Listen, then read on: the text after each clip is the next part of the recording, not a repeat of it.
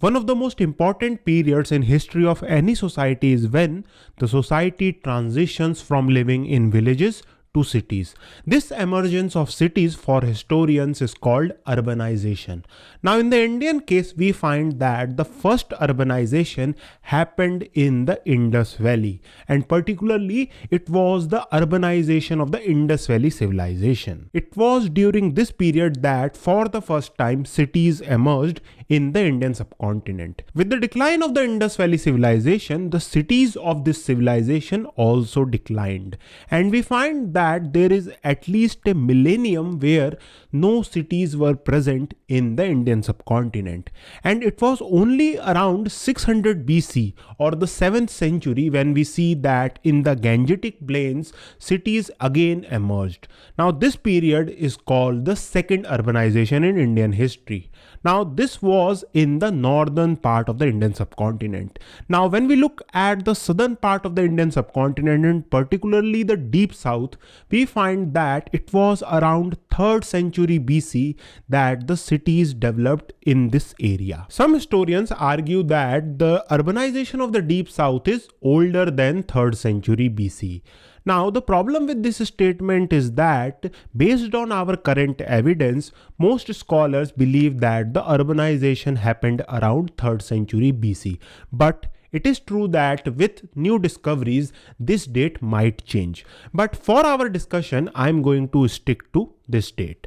Now, coming back to our point, we find that this period of urbanization when cities for the first time emerged in the deep south is also called Sangam Age. Now, the term Sangam Age comes from Sangam Literature.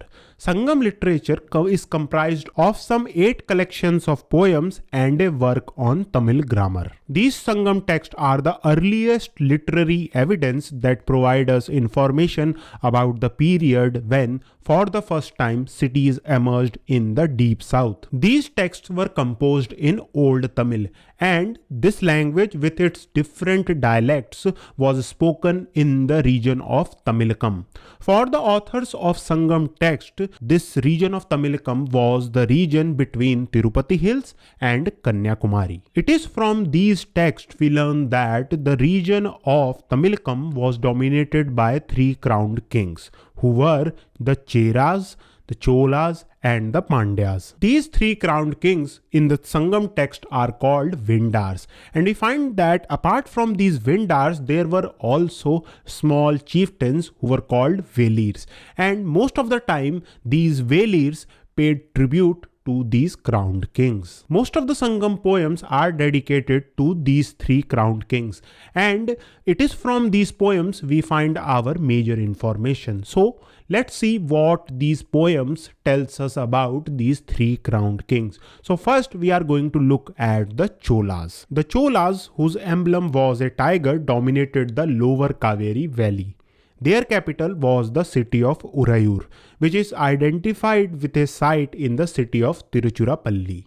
The city of Urayur was famous for its fine textile, which find mention in the Greco-Roman texts as well. Apart from Urayur, another important city of the Cholas was Kaveri Pattinam. The city of Kaveri Pattinam was situated at the mouth of river Kaveri, and it was one of the most important ports of the Cholas. Now this city Kaveri Pattinam was also called Puhar. The Sangam text provide us information about different Chola kings, but among these kings it was Karikal Chola, which was one of the most important and powerful Chola king. We find that it was in the Battle of Venni he had defeated the combined armies of the Pandyas and the Cheras. From medieval Tamil texts, we find that Karikal Chola is believed to have conquered the whole India from Kanyakumari to Himalaya. Now this is clearly an exaggeration, but it is true that Karikal Chola was famous for his conquest. We find that in Sri Lankan text, it is believed that Karikal Chola had invaded the Sri Lankan country, and from Sri Lanka he had brought some 12,000 prisoners. These prisoners were employed in the fortification of the port of Puhar or Kaveri Pattinam.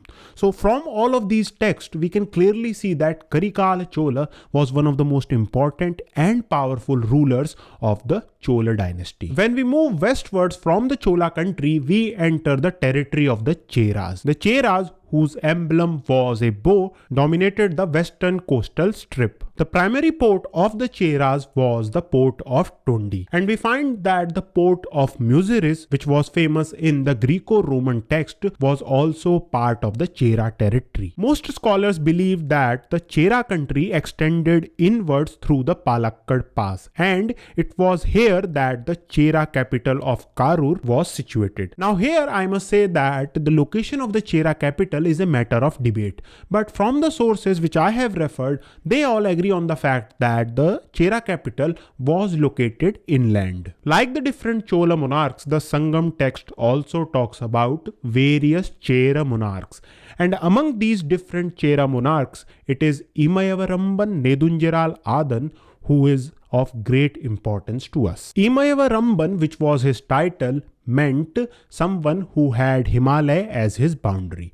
Now the Sangam poems tells us that this title he got when he had conquered the whole India from Kanyakumari to Himalaya, and in order to symbolize his victory, he carved the Chera emblem of the bow on a Himalayan mountain. Now most historians believe that, like the legends of Karikal Chola, the legends about Imayaramban and his conquest of whole India is of little historical reality. But it might be the case that he, like Karikala Chola, did extend his boundary further north of the region of Tamilakam, and later the authors of Tamil legends described the conquest of whole India to these rulers. The third monarchy of ancient Tamilakam were the Pandyas, and it was fish which was their royal symbol, and we find that the Pandyas controlled the tip of southern India. Their main port was Korkai, which was situated on the mouth of river Tamraparni, and their capital was the city of Madurai. And in the Sangam poems, Madurai enjoys an important place. It was in the city of Madurai where the Sangam, or literary gathering which eventually produced the Sangam literature, was held. And we find that in the Tamil literature, the city of Madurai and the Pandya country as a whole enjoys a special place. In the medieval Tamil literature, it was believed that 3 Sangams were held in the Pandya country.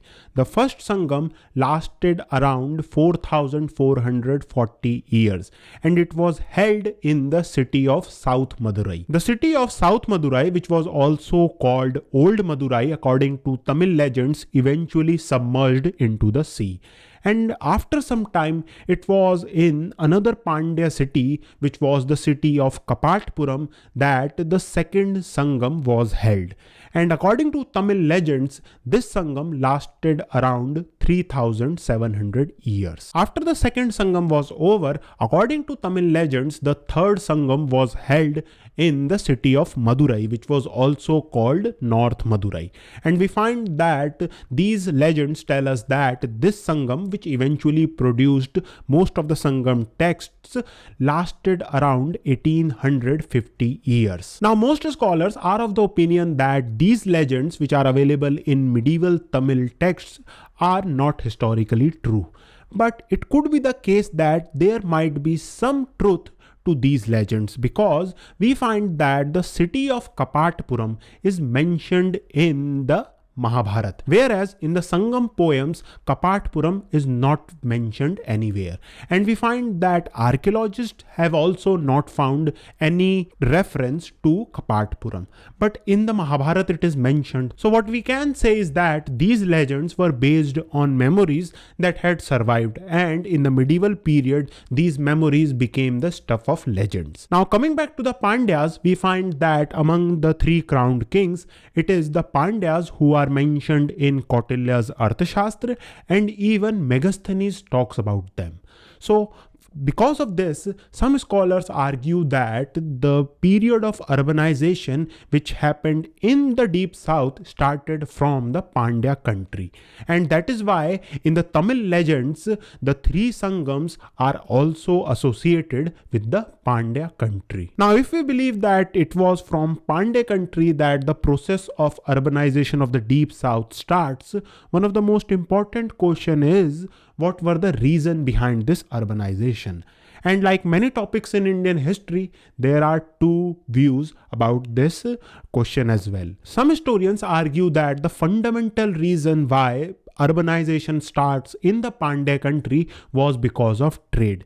And it becomes clear when we look at the description of Kautilya and even Megasthenes, where it is clearly mentioned that the Pandya country was famous for its pearls. So it is the trade which eventually led the urbanization. Now here I should mention that when we talk about trade in the deep south, most of us think about Greco-Roman trade.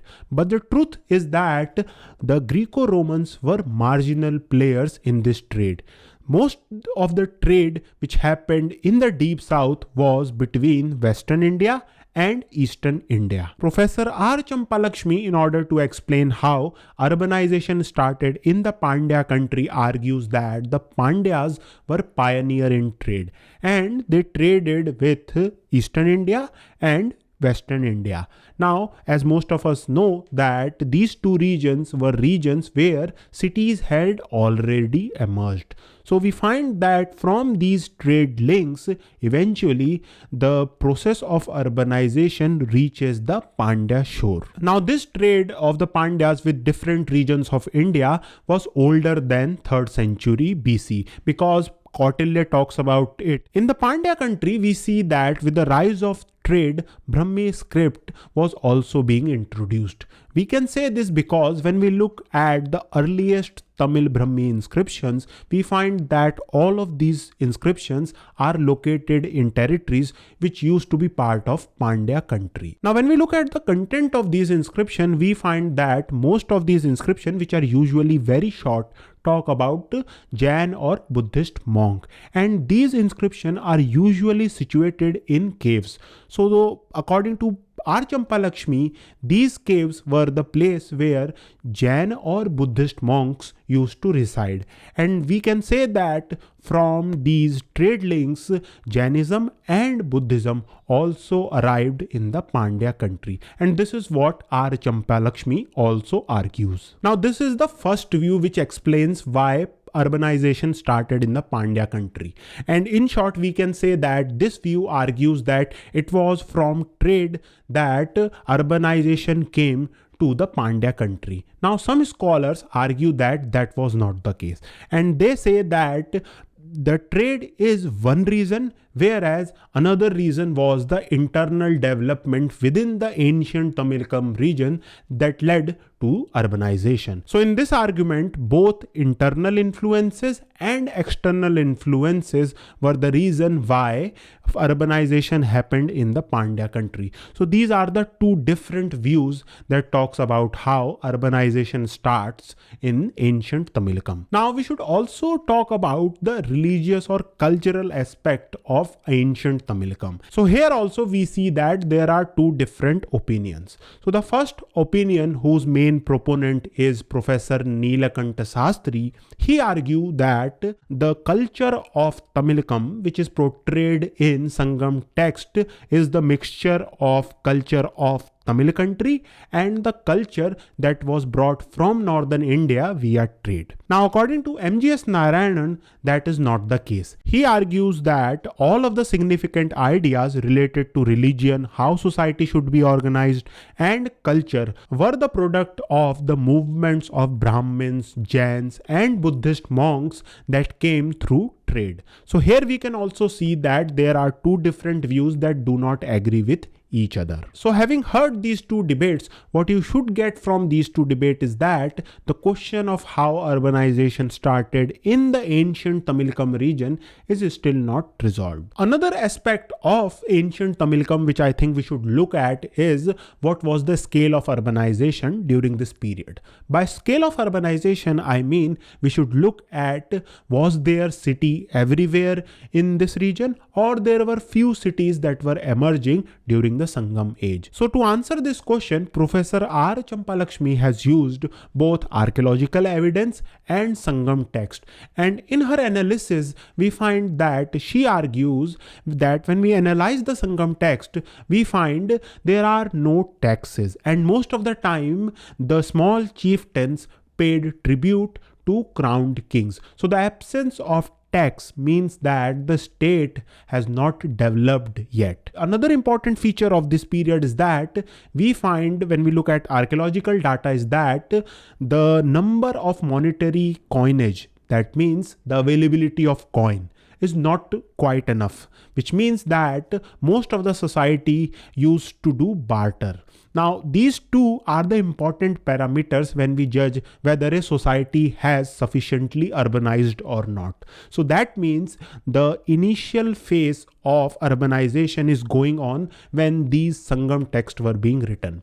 Another important feature of early phase of urbanization is the lack of monumental architecture. So when we analyze the archaeological data, we see that monumental architecture, which is the feature of high level of urbanization, is also not present in the Sangam age. So when we combine all of this evidence, we can clearly say that during the Sangam period in ancient Tamilakam, the process of urbanization has just started. Now this is what R. Champalakshmi believes, and I personally agree with her. Now there are other scholars who do not agree with this statement, and you can read about them in the sources which I have provided in the description. Now coming back to the Sangam period, we also see that there was an awareness of these three crowned kings and also other kingdoms of the deep south in other parts of India. So I have already talked about how Kautilya talks about the Pandya country. But apart from Kautilya, we can also see that in Ashokan edicts, these three crowned kings are mentioned. So Ashok in his second edict tells us that Cholas, Pandyas, Satyaputra, Keralaputra and Tamraparni were kingdoms that lay outside his kingdom. Apart from this, when we analyze the punch-marked coins that are found in the deep south and other regions of India, we see that the general style and their weight is same. So this means that there was deep connection of other parts of India to the deep south. Now when we look at the Sangam text, we see that the authors of Sangam text were also aware of the outside world. So that is why we see that Sangam poems talks about the wealth of the Nanda kings, and there is a poet who talks about the invasion of the Mauryas. Apart from this, we also see that the association with the great epics is also there in the Sangam texts. That is why we are told that Chola monarch had fed the armies of Mahabharat that were about to go to war with each other. Now all of this development that was going on during the Sangam period in ancient Tamilakam abruptly comes to an end around 3rd century AD. And from 3rd century AD up to 6th century AD, we do not have any idea what happened in this region. It was only with the rise of the Pallavas in the 6th century AD we have some information. Now what happened during this period? According to medieval Tamil text, it was the Kalabhras who invaded the Tamil country and put an end to the Sangam age. And these Kalabhras ruled from 3rd century AD to 6th century AD. And we find that it was only with the combined armies of Chalukyas, Pandyas and Pallavas that was responsible for putting an end to the Kalabhra rule. Now we do not know anything else about who these Kalabhras were. So this was a broad overview of how urbanization happened in the deep south. And if I have mispronounced any Tamil names, I am really sorry. Thank you for watching.